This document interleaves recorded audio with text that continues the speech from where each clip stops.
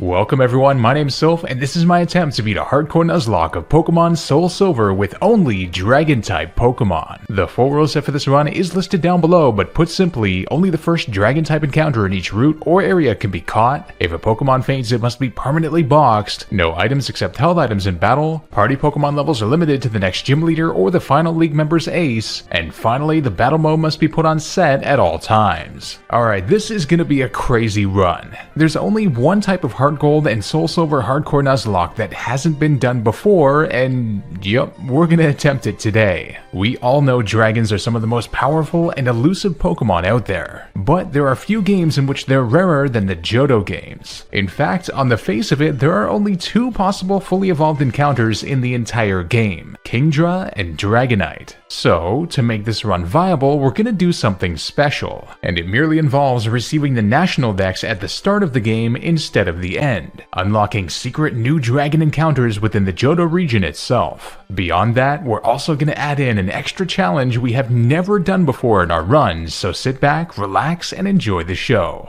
But first, if you're looking for a challenge of your own to take on, then I have the perfect thing for you. Today's sponsor, Raid Shadow Legends, a free-to-play game for mobile and PC which you can download with the link below or my special QR code. From PvE boss battles, global PvP matches, and building your very own team from over 600 champions to take your chances in dungeon runs, if you like my challenge videos, you're gonna love this. I want to show you 3 bosses I find to be the toughest. Enter the Hydra, a giant beast with multiple different heads, each one a complete boss battle on its own with their own abilities, requiring a lot of strategy. Next, the Scarab King, who takes barely any damage unless you reduce his max HP, and if you attack him without a shield buff on, he'll wreck your team pretty fast. And finally, the hardest in my opinion, Ice Golem, who can attack your whole team and has minions he can revive to protect him, causing huge trouble. Raid's got special events every day this month, including a new event for the summer solstice called the Path of Light, where you can explore 3 branching paths to get the rewards you want, along with awesome new champions coming out and a set of skins for the amazing Trunda Gilt Mallet. Plus, a Deliana Chase event where all new and existing players can get a brand new legendary champion from the High Elves faction. Just log in and play Raid for 7 days between now and July 20th and you'll get one of the strongest support champions in the game for free. All new players, once you're in game, just enter promo code MyDeliana to get 50 XP brews to max your legendary hero Deliana to level 50 along with tons of silver. With my link or QR code, new players will also get a free starter pack worth almost $30 to kickstart your game. We're talking a free champion, Ina, 200k silver and 1 XP boost, energy refill, and ancient shards so you can summon a wicked champion today. You'll find your rewards here in your inbox for the next 30 days only. Thanks to Raid for sponsoring our channel, and let's get into the run. Alright, here we go, the Johto region, and of course the Kanto professor just has to input himself in here somehow.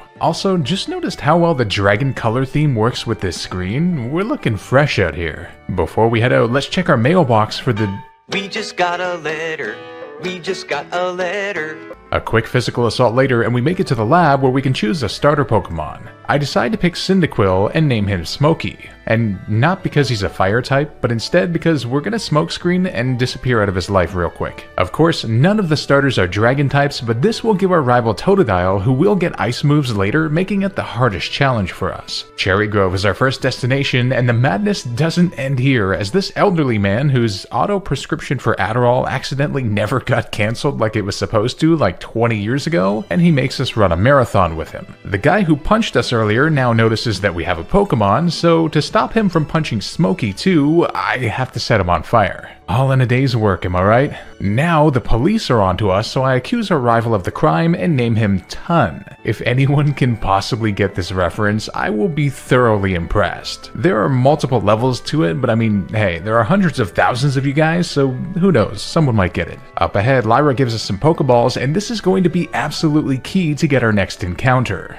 Okay, yes, that seems obvious, but it's not because of what you think. You know, just like using them to catch it. Instead, we're gonna catch a random Sentret to use as an HM Pokemon, and here we can head back to Cherry Grove to deposit it into our box, which is the exact necessary step to unlock our first encounter method, the Pokewalker, which only becomes usable when you have a Pokemon in your box. Using the Pokewalker, after 2000 watts we can go to the Blue Lake area, where after 5000 steps we can get none other than a Dratini, which I catch and nickname Iron Belly. Iron Belly ends up having a mild nature, which gives her plus special attack stats and minus defense. Not great at all, but hey, it's a frickin' Dratini. It's cool. With that, we're gonna disappear out of Smokey's life, or rather, he's gonna disappear out of ours. Oh man, Dratini is incredibly cute in the overworld. I love it. On Route 31, I make sure to battle Bugcatcher Wade as he calls you if he finds berries, which can be quite difficult to get otherwise in these games. From there, we arrive in Violet City, the location of the first gym. However, it's closed at the moment, so we're gonna pivot to the Sprout Tower. Dratini does reasonably well in here. I mean, what else can you expect with only Wrap as an attacking move? And the good thing is that Bellsprout give attack EVs, so we can stack up quite a few along the way. At level 11 we learn Twister, a 40 power special dragon move with a chance to flinch. Not bad. Better than Wrap at least. Against the Elder, Iron Belly performs quite well now, and we get saved by her Shed Skin ability, which healed us after his Hoot Hoot used Hypnosis. Iron Belly's slow XP gain actually helps us too, as in other runs when we only had one Pokemon, not hitting the level cap was near impossible. In no time we arrive at the Violet City Gym, and thankfully we can use our elite gaming strats to skip all the trainers. Now the first gym leader, Faulkner, is one I'm a bit worried about if I'm honest. He's a flying type trainer and he leads with a Pidgey that has Sand Attack. I go for Twister right away and it does 2/3, but he doesn't flinch, but thankfully just uses Tackle so we can take him out with another. Whew. Lower accuracy would have been bad. In comes the big threat, his level 13 Pidgeotto. He immediately outspeeds us and hits us with Gust, which does about 1/3. Then I accidentally misclicked like an idiot and went for Twister instead of Thunder Wave as I had planned, and it does very little. Another Gust brings us to 14 HP, then I hit a Thunder Wave. Now here, with him both paralyzed and Twister having a flinch chance, we can combine them for a paraflinch strategy to lower his odds of being able to hit us substantially. We now outspeed with Paralysis, and another Twister brings him to half, and then he stays paralyzed. Another brings him low, but he uses Roost to heal. Yikes. We bring him to half again, and he stays paralyzed again, so we can bring him low before he hits another Gust, but we survive on 5 HP in the red, then one final attack takes him down. I honestly thought that misclick had cost us the entire run, but we made it through for our first badge. Route 36 brings us the Rock Smash HM, which is actually going to be very helpful here as we can head south to the Ruins of Alph to start tearing up the rocks here. This nets us different colors of shards, which we can then bring to the crazy guy outside of the Violet City Pokemon Center, who exchanges them for berries, including citrus berries, which are fantastic for early game especially. You can also get like ethers and fossils from this method too, so it's quite a cool thing to do. Rock Smash also enables us to get a crucial item, the Shell Bell, which restores health when you damage opposing Pokemon, and then we tackle Union Cave by avoiding most of the trainers. In the basement we can also grab the Rock Tomb TM, which unfortunately Iron Belly can't learn, but it might come in handy later. Leaving the cave has us arrive in Azalea Town where the next gym is. While battling Team Rocket in the Slowpoke well, Iron Belly learns a move that just might be our saving grace, Dragon Rage, which does a guaranteed 40 HP damage no matter what. This is incredibly helpful as most Pokemon early game have quite low HP like Team Rocket Executive Proton's team, but it will gradually become less and less useful as time goes on. It's time for the Azalea Gym, a bug-type gym, and I can't tell you how grateful I am for the slow XP curve that Dratini has. Oh, and Dragon Rage too. It was great against the trainers and even Beedrill, who often causes trouble for us. That being said, it's time for the second gym leader, Bugsy, who I am terrified of. He leads with a level 17 Scyther with Leer, Focus Energy, Quick Attack, and 70 power Pivoting Stab U-Turn. I know he usually likes to use non-damaging moves on the first turn, and if he U-turned immediately, that would be GG, as he could pivot out and then outspeed us with it again when he comes back in. So I go for Dragon Rage to start, and I was hoping he'd go for Focus Energy, but he uses Leer, and Dragon Rage doesn't quite KO before his berry. Now, the problem I realized shortly before this battle is, if he gets a Leer off and then a U-turn, it's over because of our minus defense nature, and he did exactly that, ending our first attempt immediately. Ouch. Focus Energy and then a non-crit would have made it possible, but nope. A full reset of the game later, and we arrive back in Azalea Town for attempt number 2, this time with a Dratini I nicknamed Iron Tummy. Creative, I know. Who ends up having a quiet plus special attack and minus speed nature. Kinda bad overall, but better for Bugsy at least. I made sure to do a ton of HP and defense EV training against Caterpie and Geodude and hope for the best this time. This time around, now that I know we can survive a U-turn, I go for Thunder Wave after he uses Leer. This way, now we outspeed and I can hit him with Dragon Rage before he then U-turns and hits us to just 1 singular HP before our berry activates. Alright, that was even closer than expected. He pivots into Metapod and Dragon Rage just barely doesn't KO, but he misses Tackle, so after he heals we can take him down in 2 more attacks. In comes Scyther again, and now this is the key. A U-turn would take us down, but we outspeed now. However, I suspect he's going to try and use Quick Attack to out-prioritize us regardless. That means we just have to hope that he stays paralyzed. That's our only way of beating this battle, and he does, so we can then KO him. Oh man. His final Pokemon is then Kakuna, which has 40 HP or less apparently, as it goes down to 1 Dragon Rage. That Thunder Wave strat came in absolute clutch there. Let's go. It's not quite over yet though, as while leaving Azalea Town, Tun challenges us to battle, and his team is quite threatening for us if I'm honest. He leads with a Ghastly and immediately uses Curse, so now we take him down in 1 hit from half health. Curse with only 1 Pokemon is not good, but thankfully and surprisingly we outspeed his Zubat for the 1-hit KO with Dragon Rage. In comes his Crocodile next, and it just goes for Scary Face to lower our speed, after which Dragon Rage brings him low. Our Shell Bell is really helping us survive the curse here, but thankfully he just goes for Scary Face again, so another attack KOs. Very glad that he tends to do that in this battle. After rescuing the Farfetch'd in the Ilex Forest, I race back to the Cutmaster's house, and I will never understand how they beat me here. But nonetheless, we can grab the Charcoal item to boost fire moves, which should be useful for later. Further in the forest, we see this man smashing his head against the trees relentlessly. Excuse me sir, my pet Dratini really wants to learn how to do that amazing technique. What? No I don't, what the f***? Hey!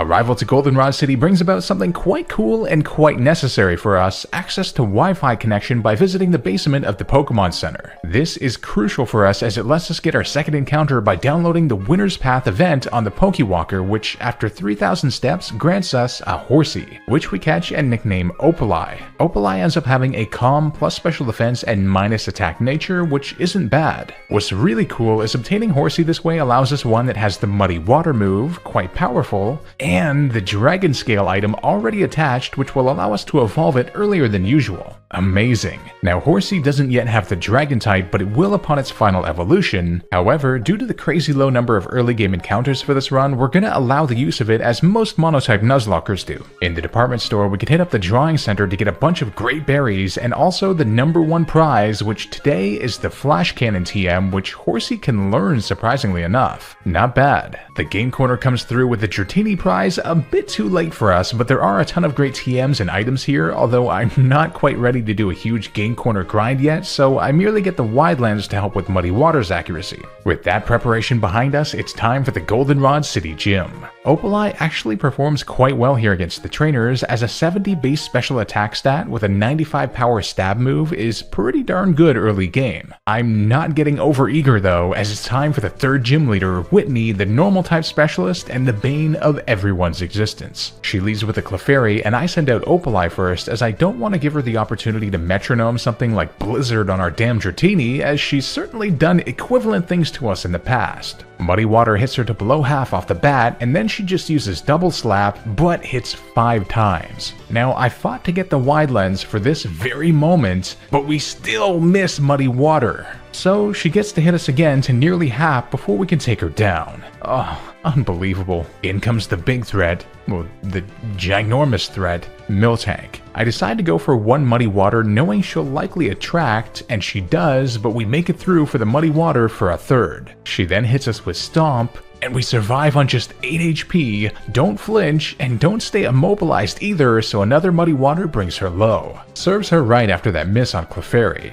Knowing she'll potion here, I switch into Iron Tummy, and Stomp hits us for a third, then Dragon Rage brings her below half again. Another Stomp smashes us to just 10 HP before our Berry, and we flinch. Oh no, this is gonna be close, but we survive on just 3 HP and make it through for the final attack. Oh man, what a wild battle. Kinda surprised that that strat actually worked, to be honest. Having survived what I ultimately thought might be our twilight hours, we instead get to look at the beautiful Twilight National Park entrance screen. Man, don't know if I've ever seen that before, it's gorgeous. Anyway, here we can pick up the Dig TM, which I have a feeling will be very helpful later. After squirting you know what? Never mind. There are so many opportunities for a dirty joke here, but I'm gonna take the high ground. It's over, Anakin!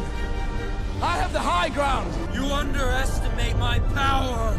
At Critique City is upon us, the location of the 4th gym, which is looking like it might be the toughest yet. In the meantime, we can pick up the Surf HM, which we can teach to Opalai. Yup, the wide lens was so worth it. We can use Surf in battle, but can't use it on the overworld yet, unfortunately. That might have saved us. Stalling a bit more before our doom, I grab the Strength HM and... alright, let's keep going here. In the Burn Tower, we have quite an assortment of strong trainers gathered, and we have another battle with Tun, whose team is looking even tougher now with a new Magnemite and Ice Fang of all things on his Crocodile. Let's go for it. He leads with a Ghastly, and I send out Opalai. He still outspeeds us and hits us with Confuse Ray. However, I had attached a Persim Berry so we get healed from it and land a Monster Surf for the instant one-hit KO. Next comes Magnemite, and to play it safe, I switch into Iron Tummy, who gets hit with Thunder Wave, which I'm not super worried about due to Shed Skin. He then misses his Supersonic, but we stay paralyzed. He then misses Sonic Boom as well, and we land a Dragon Rage to take him out.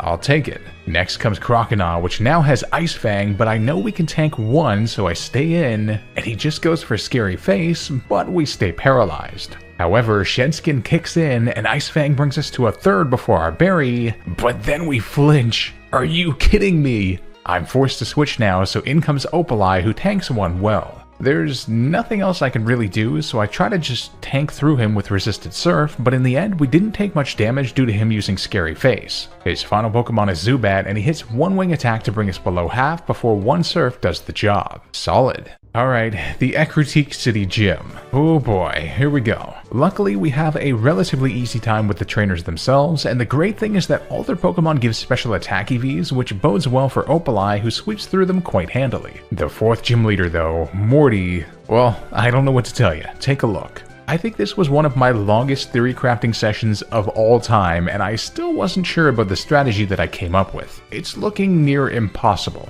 His team is just pure chaos. You never really know what's going to happen, but I at least think we have the best strat available to us in mind. Let's give it a go. Morty leads with a Ghastly, and I lead with Iron Tummy. Now here's the thing, we had no possible way to one-hit KO this thing except for one singular method, but we need to reserve that for later. You'll see why. But here's the key.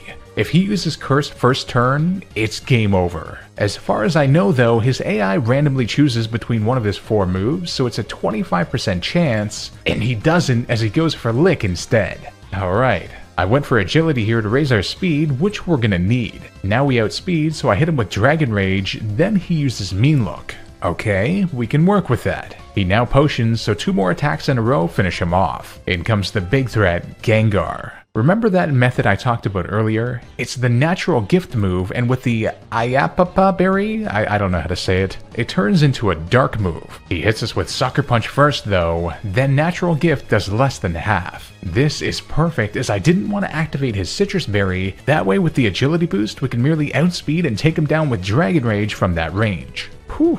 In comes one of his Haunters next, and this thing can only put us to sleep to then do damage or use Curse. And after hitting it with Dragon Rage low, it does use Curse, taking himself down as we get brought below half. In comes his final Pokemon, a stronger Haunter, this time with Nightshade and Sucker Punch. I have to switch, so I go into Opalai, and he uses Mean Look. Alright, I guess this is it. After having calculated the ranges and knowing he'll likely Sucker Punch, I go for Agility, and he does. Nice. He then goes for Sucker Punch again as I go for Surf, but it just barely doesn't KO, and then he Hyper Potions. Another Surf brings him to the red again, but now after Agility we can go for one more to KO. Amazing.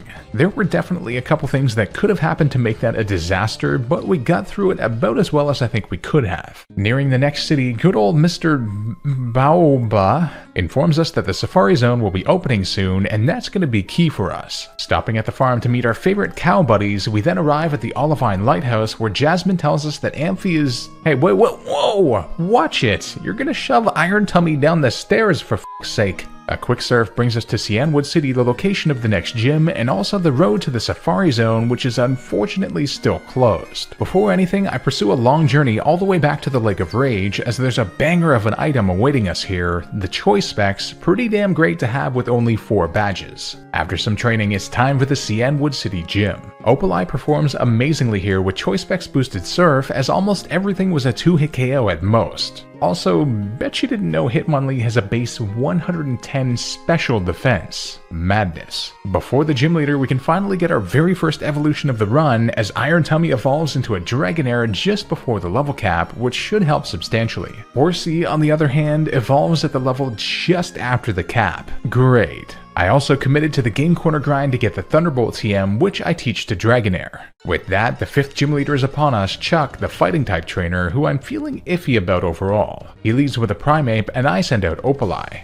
He goes for Leer to kick things off, then Surf just barely doesn't take him out in the red. He then Hyper Potions, so another brings him back there, and then he just uses Leer again so we can pick him off. In comes a Pokemon I'm not entirely sure how to deal with, Polywrath. With our defense dropped so much, I know we have to switch, so I send in Iron Tummy, who gets hit with a Surf. Now, I know he has Focus Punch, so I have to hit him to disrupt it, but he goes for Body Slam instead to bring us to half, and immediately gets the paralysis. Oh no. Thunderbolt then only does a third. This is not good. Now here I kinda panicked and said, okay, well if we need to switch again, we might as well do it with him paralyzed, and because he went for Body Slam, I figured he'd do so again, but he started powering up Focus Punch, but stayed paralyzed. Sheesh. He then uses Surf of all things, then Thunderbolt brings him to the red before his berry, then Shedskin heals us so another Thunderbolt hits, but he survives on just a sliver. I thought it was over here, but he just went for a Surf again.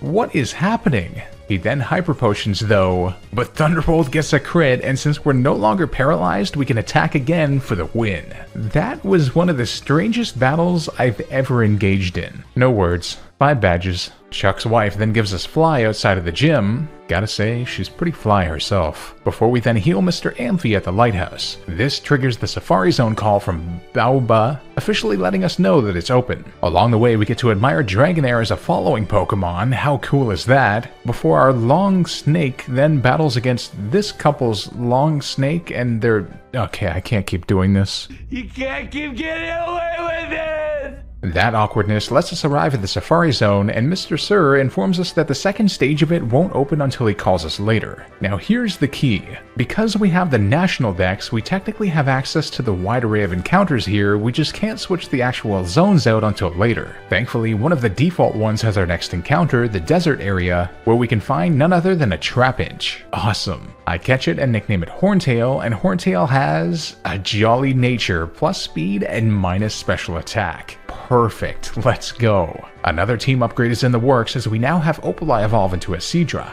Evolving so early causes us to lose out on the Dragon Pulse level up move until later, but we need this evolution now. Trust me. Okay, now evidently there is something wrong with this Gyarados here. I think he's sick or something. Let's put him out of his misery. Alright, seriously, it's been a long time since we found a random shiny in our Nuzlocks. I feel like we had a pretty good stretch going. What happened?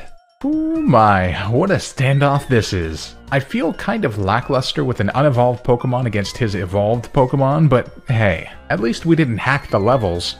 Alright, Lance, I gotta ask you a question. Are you compensating for something with all this violence? In the Rocket Hideout, we can get the Thief TM so we can get more type boosting items, after which we engage in a double battle with Lance against Rocket admin Ariana. Horntail turns out to be amazing here, having some great type coverage with dark, ground, and rock moves covering her entire team. Oh, and Trapinch is completely unevolved yet has a base 100 attack, so there's that. Now the Mahogany Gym as an Ice-type gym is quite threatening for us on the whole, but luckily Dragonair with Aquatail is able to handle the Swinub line throughout, and we also have Seadra to help out against other things like Jinx, ripping through them with Choice Specs Surf. Now I was just chilling here in the basement, minding my own business and admiring how cool Seadra looks as a following Pokemon when it occurred to me, you know what? I don't deserve such a cool Pokemon. So I traded him away. But then the guy I traded it to was all like, "This isn't a Seadra, bro." And I was like, "Say what?" Then he sent it back and bam! Whoa! Crazy what happens when you trade a Pokemon while it holds the item it was already holding when you caught it. After teaching our newly evolved Kingdra the Flash Cannon TM, the senile 6th Gym Leader challenges us to battle. He leads with a Seal, so I send out Iron Tummy. Thunderbolt takes him to a quarter, and then he hits us with Icy Wind for surprisingly not much damage, but drops our speed. We still outspeed him though, so he goes down to another attack. In comes a much bigger threat though, Piloswine, so I immediately swap to our newly evolved Kingdra to tank Blizzard, whose water typing blocks out the dragon typing's ice weakness. Now in order to handle this thing, I go for Flash Cannon with the Choice Specs, but he barely survives in the red before his berry, and then goes for Hail. Another attack gets him from there though. Now I used Flash Cannon instead of Surf so I could target his final Pokemon Dugong, who resists Surf after all. This was a crazy grind with him having Rest and Sleep Talk along with him getting healed repeatedly, and we eventually got brought to just 18 HP, at which point I had to switch into Iron Tummy, but thankfully he had used Sleep Talk on the turn that he woke up, and then we nailed him with Thunderbolt, but he barely survived and hit us with Aurora Beam, but we survived on 23 HP before our berry. Then because he healed, we get 2 Thunderbolts off in a row, which did just enough to KO. Whew. 6 badges. After the battle, the level cap increases by just 1 level, which is enough to have Horntail evolve into a gorgeous Vibrava, and man oh man does she ever look cool in the overworld. Hey Vibrava, what you looking around for? Your dignity? After having lost attack stats from evolving? The Olivine Gym is our next stop, and I'm feeling pretty good about this one with Gym Leader Jasmine being a Steel Trainer. Essentially, I could just send out Horntail, who I taught the Dig TM to take Magnemite out instantly with a 4x super effective stab attack. When Steelix came in, I could then switch to Opaleye for the Choice Specs Surf 1-hit KO, and then her last Magnemite came in, at which point I could send Horntail back out for the Thunderwave immunity prediction, and a final dig ended her career. That's okay though, she'll just retire to the beaches of Sunyshore City in Sinnoh, it'll be fine. Aw yeah, it's rocket time. No, damn it Ton, why do you have to do this to me? Horntail is honestly a machine made for taking on Team Rocket's Pokemon, having type coverage for just about every Pokemon that they have. Hey, inappropriate. Stop watching people use the washroom in the stairwell. Okay, usually this battle with Petrel here is quite scary with self-destructing coughings and wheezings everywhere, but Opaleye is a magician and takes them all down with ease with hyperpowered Surf. No killing our Pokemon this time, jerk. As if to thank us for taking care of that loser, Baoba calls us to let us know that the second stage of the Safari Zone is ready. The stage where we can actually swap the areas to ones that we need. Now for the sake of this run with its ridiculously limited encounters, we're gonna count each distinct Safari Zone area as a separate encounter area, as Safari Zone Pokemon are quite difficult to catch to begin with, and they do have different encounter maps after all. First, in the swamp area we can find something incredible, a Bagon. We catch it successfully and nickname it Vipertooth, and Vipertooth has a timid nature, plus speed and minus attack. Not great, although I suppose we could lean into its special attack a bit more. Miraculously, he was also holding a Dragon Fang when I caught him, which should be quite helpful indeed. And our last Safari Zone encounter is found in the Rocky Beach section, a Gibble, which we also managed to catch and nickname Ridgeback. Ridgeback ends up having a sassy nature plus special defense and minus speed. Also not ideal, but hey, we're getting some encounters now at least. Once we delay a bit to have him learn Dragon Claw and Dig, Ridgeback ends up evolving into a Gabite, adding some much needed power to the team. Shortly thereafter, Vipertooth also evolves after we delayed for Dragon Breath and Zen Headbutt, becoming a Shogun. Further wasted hours in the game corner nets us the Flamethrower and Ice Beam TMs I know we need, after which we head to the basement in Goldenrod to take on the rest of Team Rocket, during which Ton finds us for another battle. He leads with a Golbat this time, and I send out Vipertooth. He hits us with Confuse Ray, and then we land a Zen Headbutt for big damage. He then withdrew out of nowhere though, and I'm there looking like an idiot trying to Zen headbutt a Sneasel. Well played, Ton.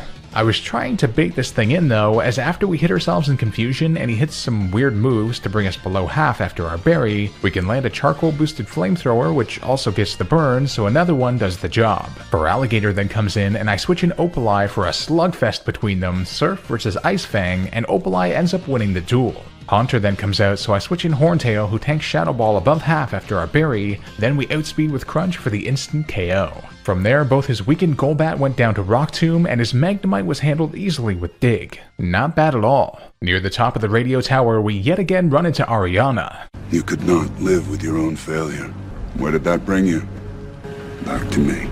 This time, she leads with an Arbok with Intimidate, which is quite troublesome since our best way to handle her is our physical attacker Horntail with Dig. We hit her hard, but it's not enough, and then she uses Glare, but I had attached a Cherry Berry to heal us. I then use Dragon Breath to pick her off, but it just barely doesn't KO on like 1 HP, and then she paralyzes us anyway. Congratulations, you played yourself. We make it through on the next turn though to take her out. Murkrow then comes out and hits us with Nightshade low, then we hit one Rock Tomb to half and lower her speed. I have to switch, so I go into Iron Tummy, who tanks Nightshade and responds with a knockout Thunderbolt. Her final Pokemon is a tanky Vileplume, so I switch into Vipertooth and we get put to sleep right away. This was a lengthy process, but Charcoal Boosted Flamethrower saved the day in the end. The final rocket battle is against Admin Archer, and we have the perfect answer to his team, Opaleye with Choice Spec Surf, although his Houndoom did get a Bite Flinch, so he hit us twice to below half, which I was not expecting, to be honest. We then get trolled by the man whose entire business and life we saved. And you know what? We saved the entire region too.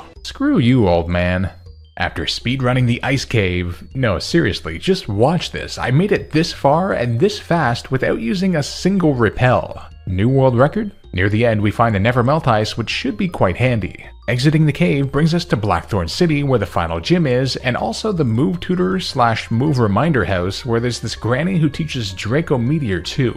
Tempting, Granny. Tempting. The Route 45 side of the Dark Cave nests us the Black Glasses, which we're really gonna need, and this route hosts our final encounter, a Swarm Pokemon, again unlocked by having the National Dex, Swablu. I catch it and nickname him Draco, and Draco has a naughty nature, plus attack, and minus special defense. That works. A long grinding and EV session later, and Draco evolves into a beautiful Altaria. The Blackthorn City Gym is here, a Dragon-type gym, and Ridgeback does great here, being able to outspeed and one-hit KO all the dragons with Dragon Fang boosted Dragon Claw. Now, I had waited until Sunday so we could grab Dragon Claw TMs from the Goldenrod Drawing Center, which we're gonna need since none of them learn it by level up for whatever reason. With that, it's time for the final gym leader, Claire. She leads with a Gyarados, quite a troublesome Pokemon with Intimidate, so I send out Dragonair. She outspeeds us unfortunately, as I had forgotten we had a minus speed nature, and Dragon Pulse does just less than half, before 4 times damage Thunderbolt doesn't even KO her. How? With my planned shot, I decide to do something I was planning on doing later now that I know she's gonna potion and now that her Intimidate has been wasted. I switch into Draco. She hits us with Dragon Pulse, but with better special defense it doesn't do quite as much, and then I Dragon Dance. I then get another off before she hits us low before our berry, and now I can Unleash with Dragon Claw, but it doesn't KO and she brings us to just 33 HP, then another takes her down. From there, her next 2 Dragonairs get taken down in 1 hit, and amazingly, so does her ace, Kingdra. Could have been dangerous, but that definitely did the job. In the Dragon's Den, we can pick up another Dragon Fang before heading to get tested by the Elders, and Claire gets all jealous. You know what? Now that we have a Dragon team, I don't even feel bad about this. We deserve this. On the way out, Claire gives us a crucial TM, Dragon Pulse, which will be amazing shortly. Up next is the Ecruteak Dance Studio where the Kimono Girls are, and you have to face them all consecutively without healing between battles. Kingdra does amazingly well, taking down their Umbreon, Espeon, and Flareon with 47 HP left. Then for Jolteon, I could switch into Ridgeback to take it down with Dig. Then for Vaporeon, I send Iron Tummy out to bring her to half, tank an Aurora Beam to the red. Then, baiting the Quick Attack with low health, I switch into Ridgeback to tank it and take her down with Dragon Claw. Afterwards, we take on the legendary Lugia, and we froze it first turn, so yeah, that was a piece of cake. Route 27 nets us yet another Dragon Claw TM, I think we have more than we need now, and a long trip brings us to Victory Road. With no trainers, it's a pretty easy path, and along the way we grab a great TM, Earthquake. Incredible. Near the end, Horntail ends up evolving into a Flygon and learning Dragon Claw. At the end of the road stands, Ton, for our final rival battle, and, well, we can kinda level up closer to the Elite Four cap anyway, so this was a pretty easy battle, the only major difference being Horntail, who could sweep his Magneton, Haunter, Kadabra, and Golbat with her incredible type coverage. What a beast. Now, remember I mentioned something special we're going to be doing in this run? Well, might as well reveal it now. This is a consequence of our meddling with the National Dex toggle. Instead of the usual Elite Four, we're going to be facing their ultimate rematch teams instead, completely revamped with new additions and more difficulty. Yep. I'm incredibly excited to see how this goes, so let's prepare by grinding up our levels, fulfilling any remaining EVs, and getting any other items that we need. Along the way, we have some massive team upgrades. First, Vipertooth evolves into a Salamence, such a cool dragon, Ridgeback evolves into a Garchomp, another beastly dragon and ground type, and finally, our beloved starter Iron Tummy evolves into a monstrous Dragonite. With Earth's mightiest dragons assembled, it's time to face the SoulSilver Elite Four Ultimate Edition. The first Elite Four member is Will, and his team is a bit scary for us, but I have a bit of a plan. He leads with a Bronzong, quite a wall, so I send out Horntail. You see, I checked, and it turns out he has the heat-proof ability Not Levitate, so a Stab Earthquake eviscerates him immediately. In comes Jinx next, and here I go for U-Turn, which is super effective, and it also allows me to pivot into a Pokemon that I wanted to have out for the rest of his team, Vipertooth. He then sends out Grumpig, and Black Glass's boosted Crunch KOs it immediately. In comes Slowbro next, and I hit it with Crunch before it uses Curse. Crunch won't KO now, but here's the major benefit of having a mixed attacker, Dragon Pulse does. Let's go! His next Pokemon is Gardevoir, and I switch into Horntail here to tank Psychic right to about half, and then hit it with Crunch, but it doesn't quite KO. He just went for Calm Mind though, so after a full restore we can bring him to the red again, and then I use U-Turn to take it down and prepare for her final Pokemon with a pivot, going into Opaleye to tank a Psychic from Xatu, and then take it down with a Choice Specs Ice Beam. That was wickedly cool seeing Will be more of a challenge. Next up is Koga, the Poison-type Elite Four member, and after a bit of theory crafting, I think we can do this. He starts with a Skuntank, so I send out Ridgeback. He hits us with Priority Sucker Punch, then we hit him with Dig, which instantly KOs, but his Aftermath ability hurts us to half. His Toxicroak was then a one-hit KO with Dig since we outsped it, and in comes his problem Pokemon, Crobat. Not really knowing what to do, I stay in here and he goes for Fly. A crit would KO us, so I switch into Iron Tummy to tank it. He goes for it again, which I didn't think he'd do, so we got hit before hitting him with Dragon Claw, which doesn't even do half. Yikes. I have an idea though. I switch into Draco to tank another Fly, and then I go for Dragon Claw to bring him low. From there he goes for Fly again, but I use Fly as well. Because he's faster, that causes him to come down and miss, and then we come down and destroy him. From there, I could hurt his Swalot a bit with Draco before then switching into Horntail, predicting the resisted Sludge Bomb, and then Soft Sand boosted Stab Earthquake takes down his remaining 3 Pokemon, although his Venomoth did land 1 attack since we do neutral damage on it. A solid battle. The third Elite Four member is Bruno, the Fighting-type trainer, and I think we all know the strat for this one. I attached the Wide Lens on Draco so he can never miss Fly, and then set up Dragon Dances against his Hitmontop. My calcs told me that 2 were enough and I didn't want to get greedy, so I proceeded to sweep his Hitmontop. Then his Machamp came in, and while we were in the air, hit a Stone Edge hard because he has the No Guard ability, so he can't even miss during Fly, but we survive and take him down. We then smash Lucario, but it survives somehow. I knew it wasn't super effective, but it seems my calcs were off as he then goes for Iron Tail and gets a crit to take Draco down. Ouch, that one hurts a lot. Vipertooth could then come in and take down Lucario with flamethrowers, Hitmonlee with a single Fly, then Hitmonchan was quite annoying with Substitute, but we eventually got him down after taking a lot of damage. His final Pokemon is Hariyama, and this thing is very bulky, and Dragon Pulse did less than half before he used Bulk Up. I have to switch now that he has raised attack, so I go into Iron Tummy and Low Kick does a surprisingly good amount. I go for Dragon Dance to match his Bulk Up, and then Low Kick smashes us to less than a quarter before a Fly ends the battle. Way tougher than I expected. Sheesh. The final Elite Four member is Karen, the Dark-type trainer. I'm pretty scared of this battle, but I come up with our best plan. She leads with a Weavile, pretty much our team's worst nightmare, so I lead Horntail and smash it with U-turn. Not only do we get the damage, but we can also switch Vipertooth in for the Intimidate. And just as I calculated, she just barely doesn't KO with a 4 times damage Ice Punch. Knowing she has priority Ice Shard, I switch into Opaleye to tank it and then return a Surf after we get hit again. In comes Spiritomb next, something we have no real answer to, and priority Sucker Punch hits us low before Surf brings her low.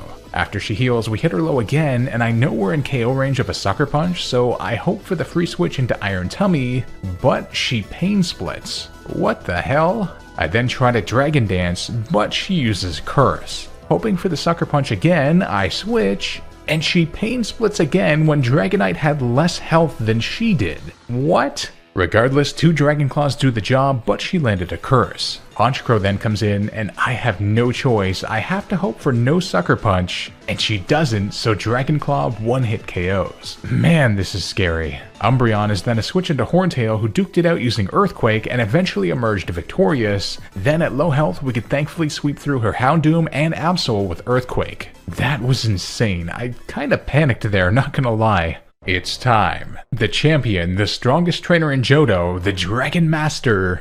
Hey, isn't that supposed to be us? Lance. Now this is the key. The level cap for the Elite Four was 64, but Lance, he has a massive jump to 75. I only had 14 rare candies, so after using them and a ton of theory crafting, let's attempt this Dragon v Dragon battle. He leads with a Salamence with Intimidate, so I lead with our own. Thing is, our Intimidate is bad for him, but we have a Mixed Mence, so we can outdo him with Dragon Pulse, being left with over half after our Citrus Berry. Now here's a weird part. He sends out Altaria, which I was not expecting. This threw off my plan entirely. I have no choice, so I send in Opaleye here earlier than I wanted to. I kid you not, we then missed Choice Spec's guaranteed KO Ice Beam 3 times due to double team, and got brought to just 20 HP and paralyzed before our berry. What the hell kind of luck is that? He had used Perish Song though, and I knew it was the last turn, so I know he'll switch. I just don't know what into, so I send out our strongest and fastest bet, Ridgeback, and he sends out his own Garchomp. We do outspeed with Dragon Claw, and it does huge damage, but he goes for Outrage, an immediate 1-hit KO on us.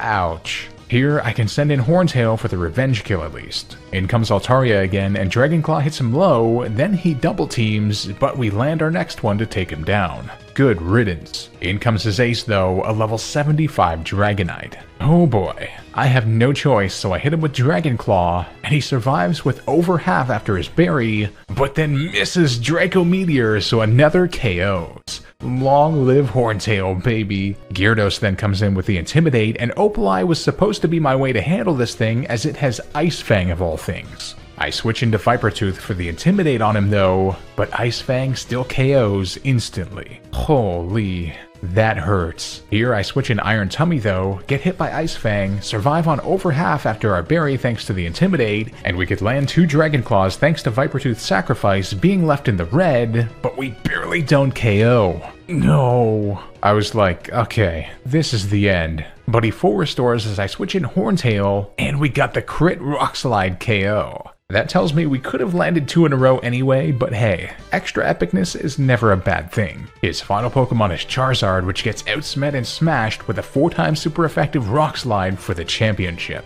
Oh man, after that Altaria switch and Opaleye damage, I thought it was game over, but our improvising pulled through to get us the win. But there remains one last challenge, a trainer long not seen awaits us. A long journey has us arrive at Mount Silver, where we can take one last picture of what remains of our team before heading into Mount Silver. It's a treacherous adventure, but we grab the expert belt item along the way and finally arrive at the peak, where the strongest trainer in the entirety of the 2 regions awaits. With just 3 Pokemon and lots of theory crafting under our belt, it's time. Let's go for it. Red, the ultimate trainer, leads with a level 88 Pikachu, and I send out Horntail, who can outspeed and obliterate it with expert belt boosted Stab super effective Earthquake. Talk about overkill. Okay, not really. Red then sends out Lapras, a brutal threat for our team, and keep in mind the hail is permanent so his blizzards will never miss. I switch into Opaleye to tank it, and after hail it did almost half. I then hit him with Choice Specs Dragon Pulse and it does just over half. Thank God.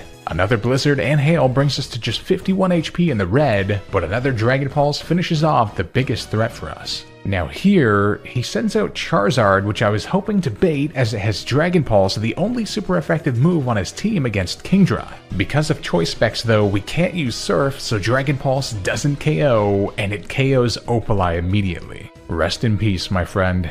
Here I can send in Horntail for the Outspeed Rock Slide KO though. In comes another big threat, Snorlax, which, yup, has Blizzard too.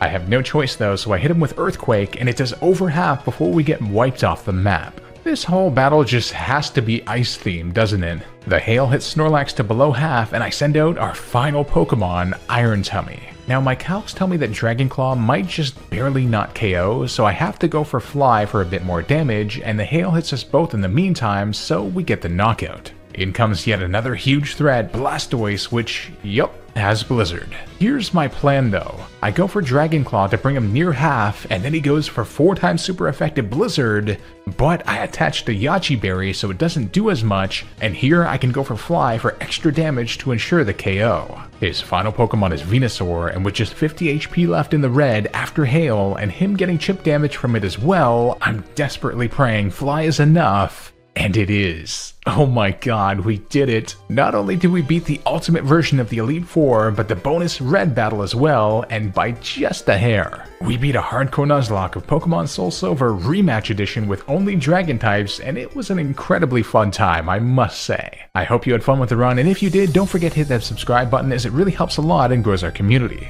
A huge thanks to my YouTube members and patrons who make these videos possible. If you'd like to support and get your name up here, the links are also down below. If you enjoy, drop a like down below to help the video out and leave a comment letting me know what kind of run we should do next, and I'll see you guys for our next challenge video.